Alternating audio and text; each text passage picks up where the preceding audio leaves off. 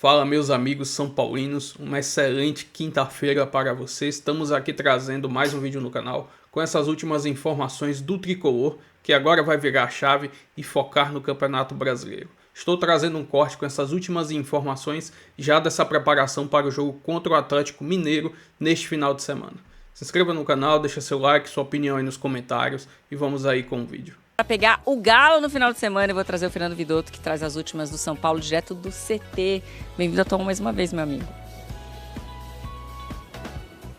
Como é que tá, Joana? Tudo bem com você? Boa tarde a todos. O clima aqui no CT continua ainda muito leve, viu? De muita comemoração. Até ontem os jogadores ainda postando bastante nas redes sociais depois da conquista da vaga nas quartas de final da Libertadores. Os jogadores estão chegando, tem treino hoje à tarde, Bobadilha passou aqui agora há pouco. E para esse jogo contra o Galo no domingo, a tendência é que o Hernan Crespo vá com força total, né? Porque semana que vem o São Paulo também vai ter uma semana cheia para treinar. São Paulo não tem compromisso, então pela primeira vez, inclusive, o Hernan Crespo vai ter um pouco mais de tempo, tentar recuperar jogadores e também conseguir treinar com um pouco mais de calma. Então a tendência é que ele utilize a força total que ele tem à disposição para essa partida. O São Paulo que quer manter justamente o bom momento no Campeonato Brasileiro, né? São 7 jogos de invencibilidade, 5 vitórias, 2 empates. Saiu da briga contra o rebaixamento para agora estar pensando em G6. O São Paulo é o 7º colocado, quer entrar no G6 talvez já nesse final de semana e para isso precisa vencer o Galo. E vai ter estreia, mas não estou falando do Rafael Tolói, ele chegou, ainda está treinando, ele não jogava desde maio, então precisa adquirir melhor forma física. Não é o Mailton, lateral direito, que ainda não foi nem anunciado pelo São Paulo, é esperado nos próximos dias aqui para assinar contrato e aí ser anunciado. Agora eu estou falando sim do uniforme. São Paulo pela primeira vez vai utilizar o 3º uniforme. O presidente Júlio Casares confirmou nas redes sociais, um uniforme que homenageia o Rogério Ceni, o uniforme de goleiro que ele usou na conquista do Mundial. Mas a estreia de uniforme é aquele negócio, né, Joana? Se não vencer, o pessoal fala que a zica foi do uniforme, então é mais pressão também.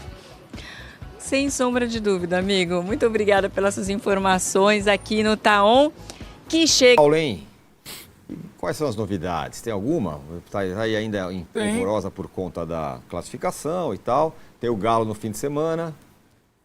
Tem coisas fora de campo.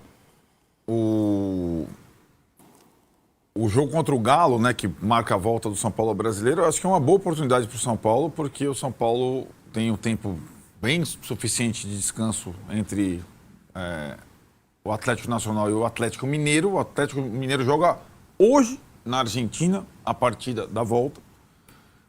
Ganhou o primeiro jogo e depois joga no meio de semana contra o Cruzeiro pela Copa do Brasil Clássico. Então vai estar todo desmilinguido no domingo. Alguns jogadores suspensos, outros reservas. O São Paulo tem uma boa chance de pegar um Atlético enfraquecido. O São Paulo vem tendo problemas com o Atlético. O São Paulo nunca venceu o Atlético Mineiro desde que o Hulk chegou no Atlético Mineiro, seja no Morumbi ou em Minas. Incrível, né? Mas isso é estatístico.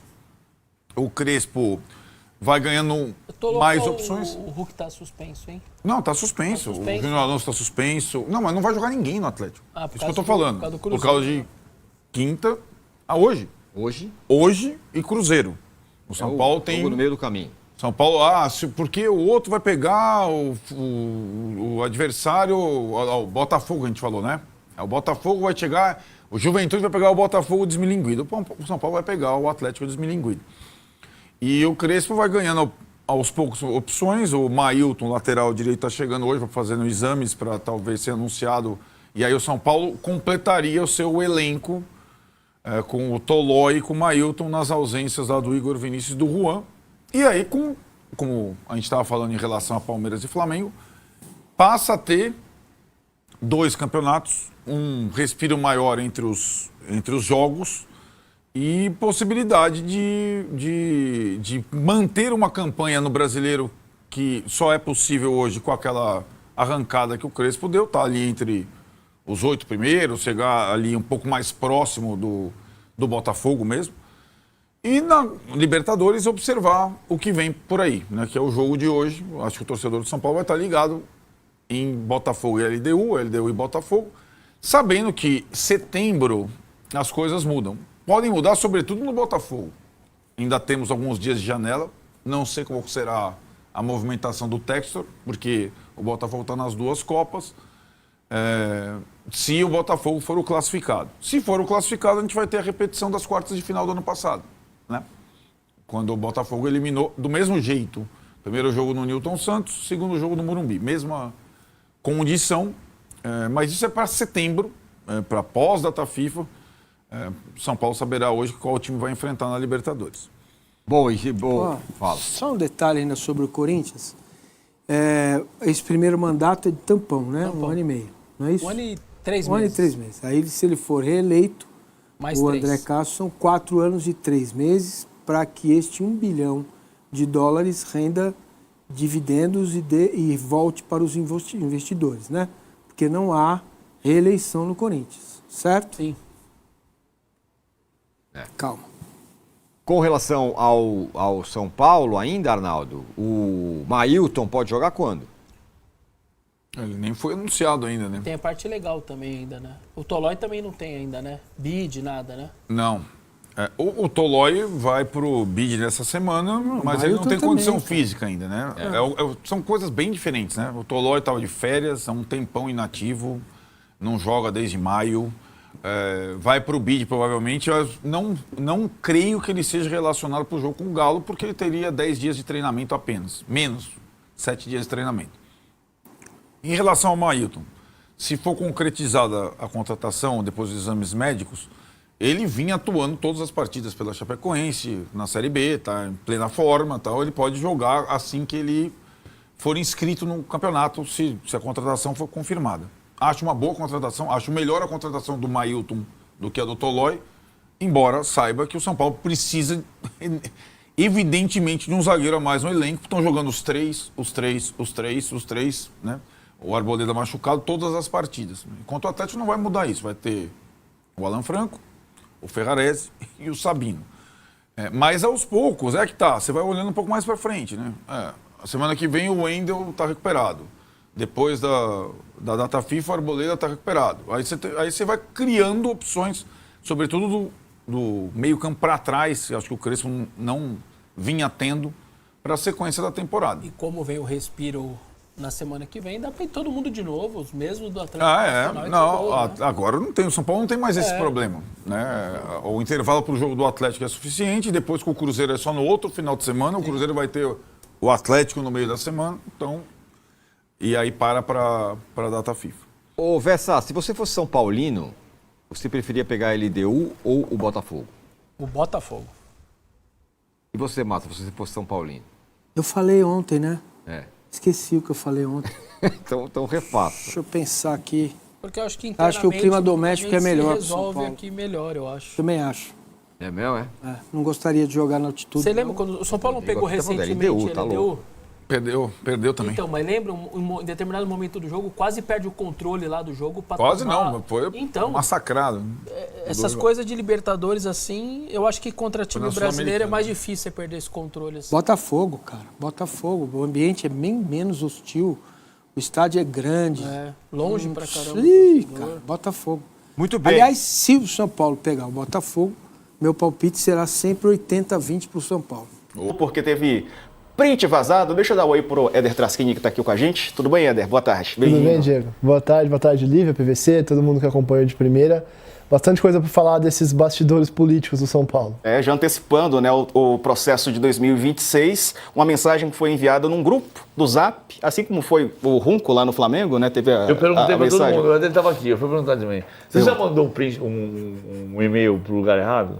E-mail não, mas no WhatsApp sim. Principalmente no web aqui, às vezes eu vou mandar para alguém, mando no grupo errado. Aí você deu um constrangimento assim. Graças a Deus não foi nada constrangedor, mas assim, quando eu vou mandar alguma coisa assim muito sensível, eu dou uma conferida umas 3 vezes. Entendi. Você já mandou? Já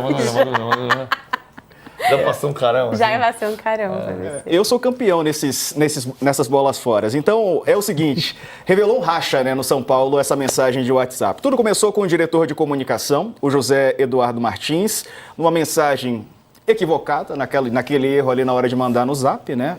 Você falou assim, ai! Será que foi erro ou foi propósito? Isso nunca saberemos, né, Éder? Então, a versão é que foi um erro. Sim. Foi segundo ele, foi uma brincadeira, e aí a gente faz o ponto que foi uma brincadeira de muito mau gosto. mais uma brincadeira que foi mandada num grupo errado. Também estava utilizando o WhatsApp Web. E aí foi num grupo errado. Era para ser enviada num grupo onde teria ele, presidente, mais 2 pessoas. E foi enviada no grupo com toda a imprensa que cobre o São Paulo. Chamando o diretor de futebol de um apelido pejorativo. A gente tem aí a imagem do print vazado, pessoal. Coloca aí na tela para a gente ver. Quem ainda não conferiu, dá uma olhada junto conosco. Pelo print, cadê, ó?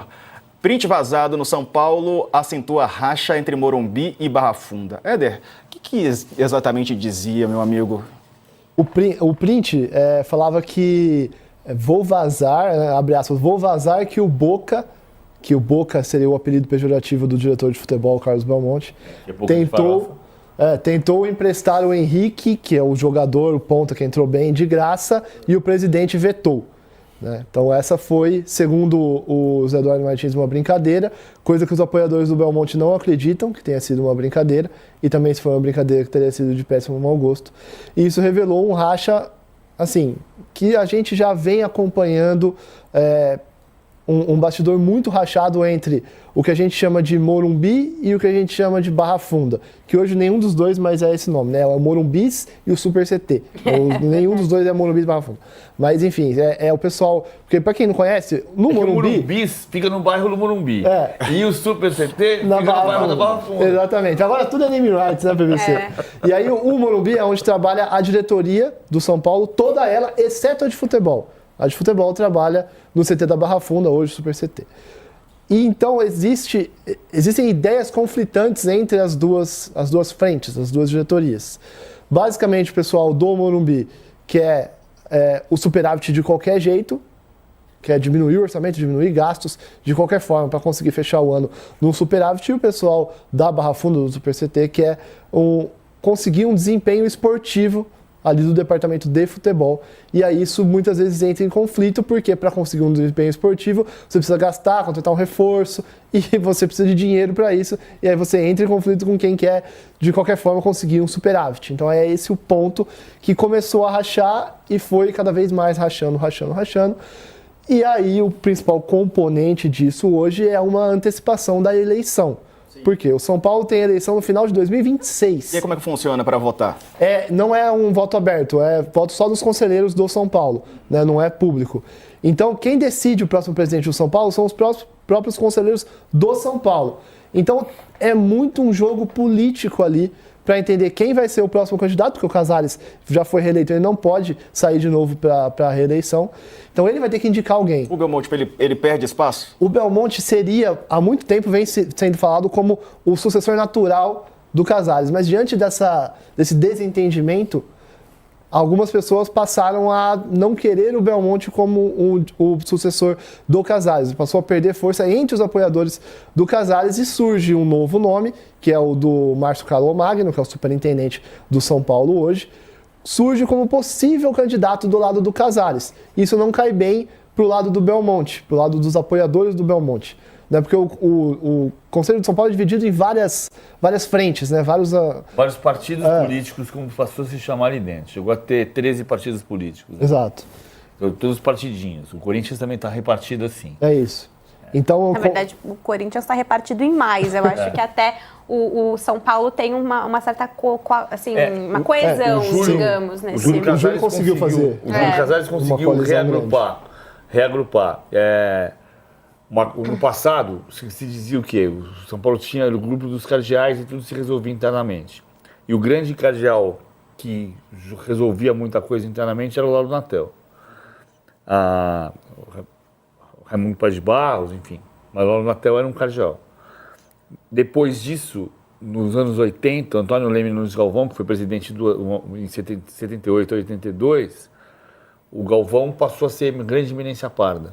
Apoiou o Carlos Miguel Aidar em 84, o Carlos Miguel Aidar era um presidente consensual até o final do segundo mandato dele, quando ele indicou o Juvenal Juvencio ao mandato de presidente de 88 a 90. Quando ele indicou o Juvenal, o Galvão rachou. E o Galvão passou a ser a grande eminência parda, e o Galvão fez, sem voltar a ser presidente, ele liderou o grupo no Conselho, o Éder conhece bem essa história, a eleição era do Conselho, e o Conselho elegeu o presidente. A eleição de 90 foi Galvão contra Juvenal. O Galvão ganhou a eleição e disse, eu não vou ser presidente, vai ser Zé Eduardo Mesquita Pimenta. Aí o Pimenta foi presidente por 2 mandatos e o Galvão fez todos os presidentes. Mesquita Pimenta 2 mandatos, Fernando Casal del Rey 2 mandatos, Bastos Neto 1 mandato, a Paulo Amaral 1 mandato, e então o Galvão morreu em 2001. E na eleição seguinte, o grupo do Galvão perdeu a eleição para o grupo do Juvenal, que era Marcelo Portugal Gouveia. E Marcelo Portugal Gouveia por 2 mandatos, e aí Juvenal. Porque o Juvenal herdou do Laudo Natel, que foi o pai político do Juvenal, essa liderança, esse fato de ser a eminência parda, que era o Galvão na oposição ao Juvenal. E o Juvenal foi até o final da vida essa eminência parda. O final do mandato do Juvenal, quando ele fez o 3º mandato, isso rachou São Paulo de uma maneira absurda, nos tais 11 ou 13 partidos políticos. O Júlio conseguiu reaglutinar isso. O Júlio não chega a ser uma liderança como foi o Juvenal, ou como foi o Laudo Natel, ou como foi o Galvão. Mas o Júlio reaglutinou isso. Agora depende dele apoiar um novo candidato à presidência ou dele escolher um outro candidato à presidência. Então, esse racha tem muito... Em teoria, o Belmonte seria indicado pelo Júlio Casares para ser o candidato à sucessão. Quando você descobre que tem um grupo de WhatsApp em que um dos destinatários é o presidente e a mensagem é irônica em relação ao provável futuro candidato... As coisas ficam complicadas. E vou trazer aqui agora uma análise do GE.com dessa classificação do São Paulo para as quartas de finais da Copa Libertadores. Abre aspas, São Paulo joga muito pouco e sofre além do necessário, mas cumpre o objetivo na Libertadores. Tricolor marca nos primeiros minutos da partida contra o Atlético Nacional e para de jogar. Falta de ímpeto para fazer o segundo quase custa caro. Vaga foi confirmada nas cobranças de pênaltis. Com 1-0 no placar, graças ao gol marcado por André Silva, o São Paulo foi mal. A estratégia de Crespo não deu certo no Morumbi. O tricolor até criou outras chances depois de marcar. Parecia ter o controle da partida, mas durou pouco. Com a vantagem, o São Paulo deveria tentar diminuir o ritmo do jogo, trocar passes no meio de campo e sem pressa tentar o segundo. O que o time comandado por Crespo tentou foi o oposto disso. O jogo ficou ruim para o São Paulo, que até se defendeu bem, mas não conseguiu ficar com a bola para ter tranquilidade para construir jogadas, circular os lances.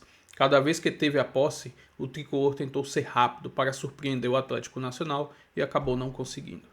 Os ares de drama tomaram conta do Morumbi. O clima de pressão sobre o Atlético Nacional já não era mais o mesmo, ainda que com um a mais por causa da expulsão de Cardona, o São Paulo até retomou o controle, mas não o suficiente para evitar os pênaltis. O Atlético Nacional recuou de maneira natural e o São Paulo chegou com Lucas, Luciano, Ferreira, mas ainda sem força no meio de campo e jogadas pelos lados, muitas vezes sem sucesso. O empate com ares dramáticos levou a disputa para os pênaltis.